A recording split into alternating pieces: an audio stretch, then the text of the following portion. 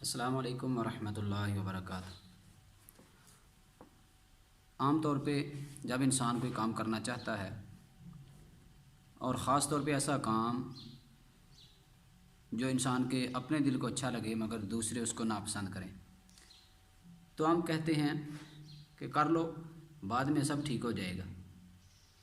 عام گناہ گار گناہ کرنے سے پہلے یہی سوچتا اور کہتا ہے کہ زندگی بڑی لمبی ہے، آج گناہ ہو جائے اس کے بعد سب ٹھیک ہو جائے گا، پھر توبہ کر لیں گے۔ چھوٹے چھوٹے گناہ ہوں یا بڑے بڑے گناہ، توبہ کی امید پہ ہر روز ہم ایسے ہی بے شمار گناہ کرتے ہیں۔ اسی طرح ایک معاملہ حضرت یعقوب علیہ السلام کے بیٹوں کا بھی موجود ہے کہ جب انہوں نے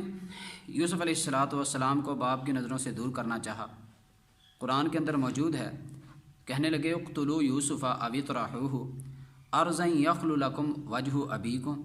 وتکونوا من بعدہ قوما صالحین۔ یوسف کو باپ کی نظروں سے دور کر دو، قتل کر دو،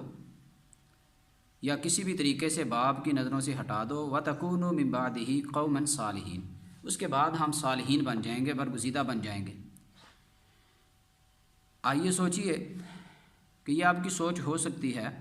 کہ ایک بار یہ کام کر لیں اس کے بعد سب ٹھیک ہو جائے گا، لیکن ذرا رک کے سوچئے کہ اگر ٹھیک کرنے کا موقع نہ ملا تو کیا ہوگا۔ ایک گناہ کرنے والا انسان گناہ کر بیٹھے لیکن توبہ کرنے کا موقع اسے نہ ملے، گناہ کے فوری بعد موت آ جائے تو اس کا ذمہ دار کون ہوگا؟ اسی طرح یعقوب علیہ السلام کے بیٹوں نے یوسف کو کنویں میں پھینک دیا، 40 سال تک باپ کی نظروں سے دور رکھا، اس کا ذمہ دار کون ہے؟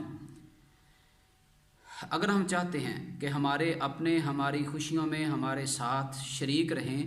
تو ان کی پسند ناپسند کو اہمیت دیں اور یہ بات اپنے ذہن سے نکال دیں کہ آہستہ آہستہ سب ٹھیک ہو جائے گا، ورنہ ہم بہت جلد اپنے سب پیاروں کو کھو دیں گے۔